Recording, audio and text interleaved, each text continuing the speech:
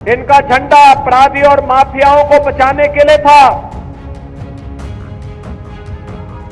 और बहनों और भाइयों, इनकी सहानुभूति कभी किसी गरीब के प्रति नहीं होती है, किसी कमजोर के प्रति नहीं होती है। आपके विकास में बाधा है ये परिवारवाद और जातिवाद की राजनीति। ये जातिवाद की राजनीति वे लोग कर रहे हैं, ये परिवारवाद की राजनीति वे लोग कर रहे हैं जिन्होंने केवल और केवल अपने परिवार की चिंता की, जनता जनार्दन की चिंता नहीं की। जगह जगह झंडे लग जाते थे, कब्जा कर लेते थे, विदेशी हुकूमत की चूलों को हिलाने का काम किया था। जब राजापुर का विकास कराने के लिए हमारी सरकार आगे बढ़ी तो समाजवादी पार्टी ने उसका भी विरोध किया। की है 45 करोड़ से ज्यादा, एक भारत की है और दूसरा चीन की है। बाकी दुनिया के जितने भी देश हैं, लगभग 200 देश हैं, उन 200 देशों की आबादी 45 से 40 करोड़ से कम ही है। हम उत्तर प्रदेशवासी, ये भारतवासी सौभाग्यशाली हैं। ऐसे ही नहीं हमारे ग्रंथों ने लिखा है कि दुर्लभम भारते जन्म मानुषम तत्र दुर्लभम। भारत में जन्म लेना दुर्लभ है और उसमें भी मनुष्य के रूप में जन्म लेना और भी दुर्लभ है।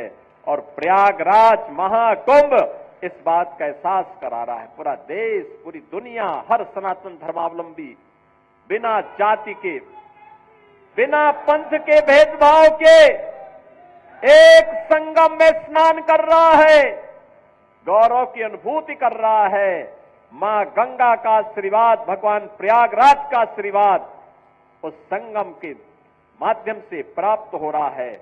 और संगम का एक ही संदेश है, महाकुंभ का एक ही संदेश, या त्रिवेणी का एक ही संदेश, एकता से ही अखंड रहेगा ये देश, एकता से ही अखंड रहेगा ये देश। बहनों और भाइयों, एकता, एकता के मार्ग में सबसे बड़ी चुनौती है जातिवाद, सबसे बड़ी चुनौती है परिवारवाद।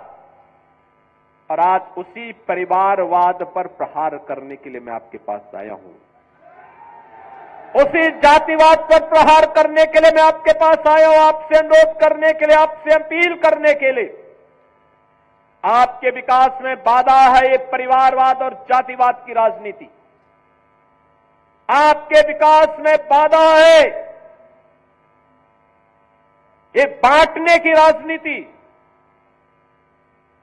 आपकी आस्था के साथ खिलवाड़ है परिवारवाद की राजनीति और जातिवाद की राजनीति।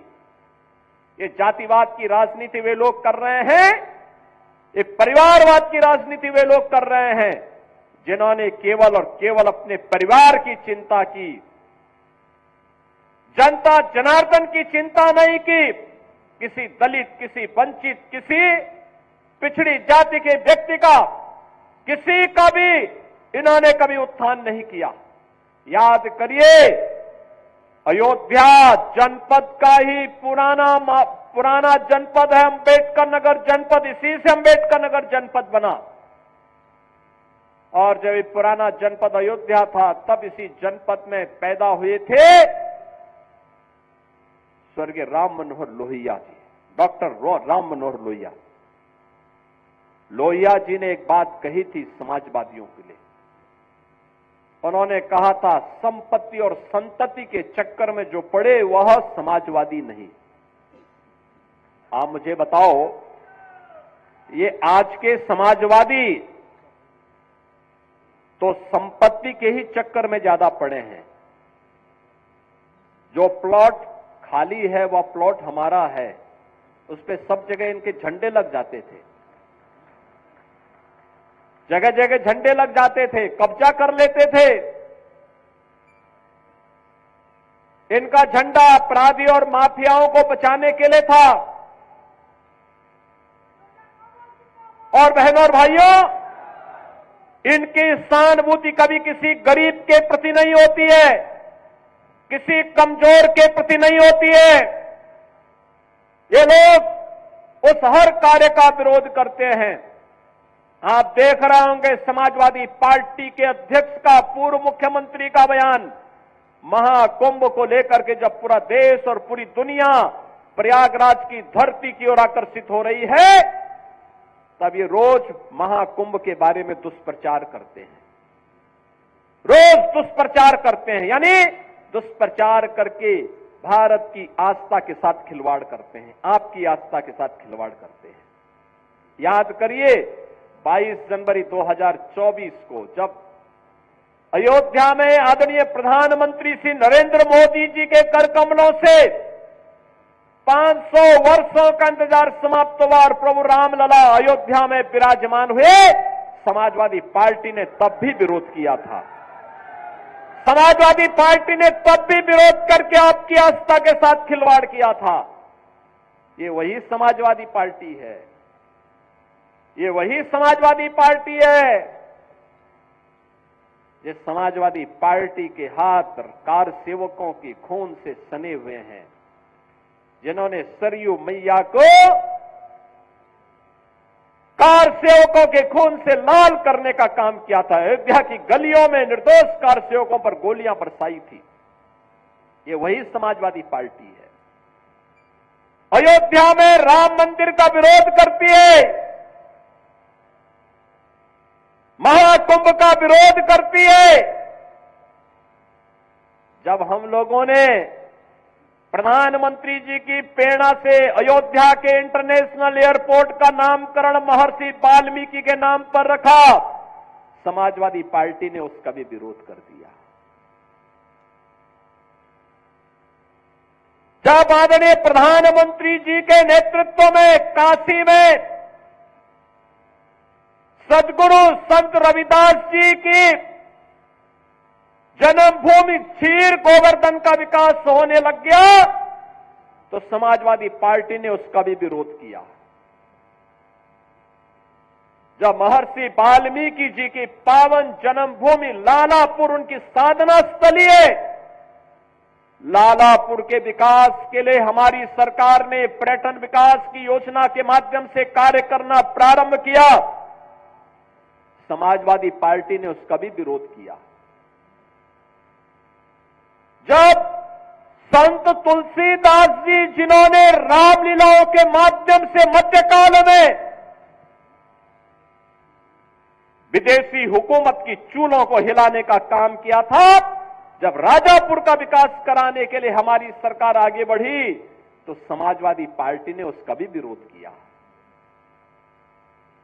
याद करिए, जब हमारी सरकार ने लखनऊ में बिजली पासी के किले को, उसके सुंदरीकरण की कार्य योजना को आगे बढ़ाने का काम किया, समाजवादी पार्टी उसका भी विरोध किया।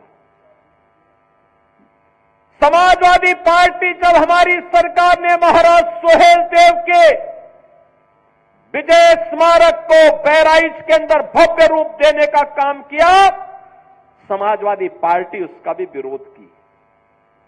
जब हमारी सरकार ने 3 बटालियन, महिला बटालियन, पीएसी की 3 महिला बटालियन वीरांगना उदा देवी के नाम पर, वीरांगना झलकारी बाई के नाम पर, वीरांगना अवंती बाई के नाम पर, इन 3 वीरांगनाओं के नाम पर 3 महिला पीएससी की बटालियन के गठन की कार्रवाई को आगे बढ़ाया, समाजवादी पार्टी ने उसका भी विरोध किया। बहनों और भाइयों, इस समाजवादी पार्टी बाबा साहब के नाम पर बने हुए कन्नौज के मेडिकल कॉलेज का नामकरण बदलती है। हमारी सरकार आई, हमने फिर से कन्नौज के मेडिकल कॉलेज का नामकरण बाबा साहब भीमराव अंबेडकर के नाम पर रखने का काम किया। बहनों और भाइयों, आज 24 जनवरी है। 2 दिन के बाद 26 जनवरी को यह देश बाबा साहब भीमराव अंबेडकर के द्वारा बनाए गए संविधान के 75 वर्ष पूरा करेगा, अमृत महोत्सव मनाएगा।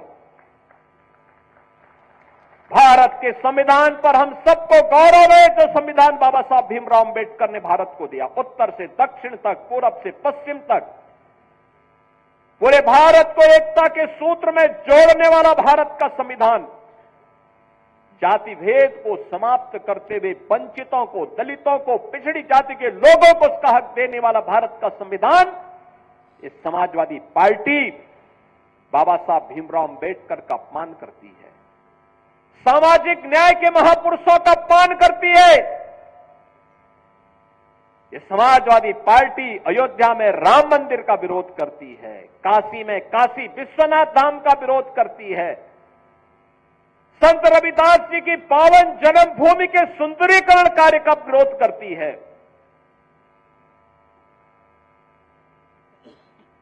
महर्षि वाल्मीकि के नामकरण से इंटरनेशनल एयरपोर्ट का विरोध करती है। ये समाजवादी पार्टी तो प्यार केवल करती है, किससे? ये आंसू बहाती है जब कोई माफिया मरता है तो उसके यहां मरसियां पढ़ने के लिए लोग जाते हैं। एक दलित बेटी के साथ, इज्जत के साथ खिलवाड़ करने वाला मोइन खान इनका हीरो होता है। अरे बेटी तो बेटी है, उस बेटी का सम्मान होना चाहिए था, उसकी सुरक्षा होनी चाहिए थी।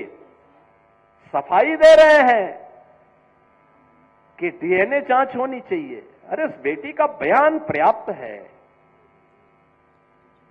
लेकिन फिर भी ये लोग बेटी की इज्जत के साथ खिलवाड़ करते हैं। यही समाजवादी पार्टी का वास्तविक चरित्र है।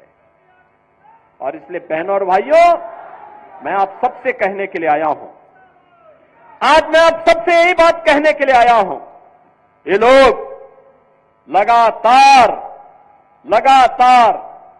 समाजवादी पार्टी जब भी सत्ता में आई, और इसीलिए तो हम कहते हैं देख सपाई बिटिया घबराई। ये मोइन खान के एक कुकृत्य थे, और मोइन खान को सिर पे लेके ढोते हैं समाजवादी पार्टी के अयोध्या के दुर्भाग्य से बने हुए सांसद। आपने देखा होगा ना, उसी मोइन खान को तो पैरवी कर रहे थे, उसके साथ फोटो खिंचवाने में गौरव की अनुभूति कर रहे हैं। और इसीलिए हम लोगों ने भी कहा कि नहीं, हम अयोध्या को, मिल्कीपुर के ही किसी सपूत को उनके बीच दे करके, वहां से वो विधायक बन करके वहां के विकास को ऐसे ही आगे बढ़ाने का काम करेंगे। मिल्कीपुर को भी अयोध्या की तर्ज पर विकास की बुलंदियों की ओर आगे पहुंचाना है।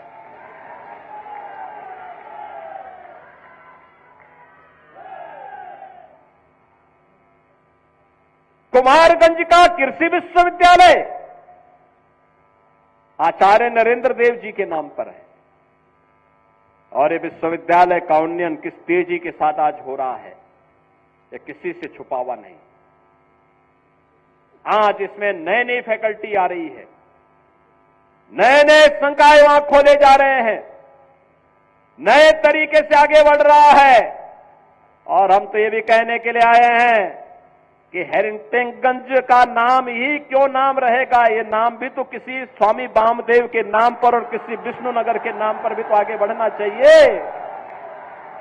ये गुलामी की मानसिकता कब तक लेके चलेगी? सपाई उस मानसिकता को लेकर के चले। हम तो राम की परंपरा पर विश्वास करने वाले हैं, हम कृष्ण की परंपरा पर विश्वास करने वाले हैं, बाबा विश्वनाथ और माई सरयू मैया पर विश्वास करने वाले हैं। लेकिन आज आप अयोध्या जाते होंगे,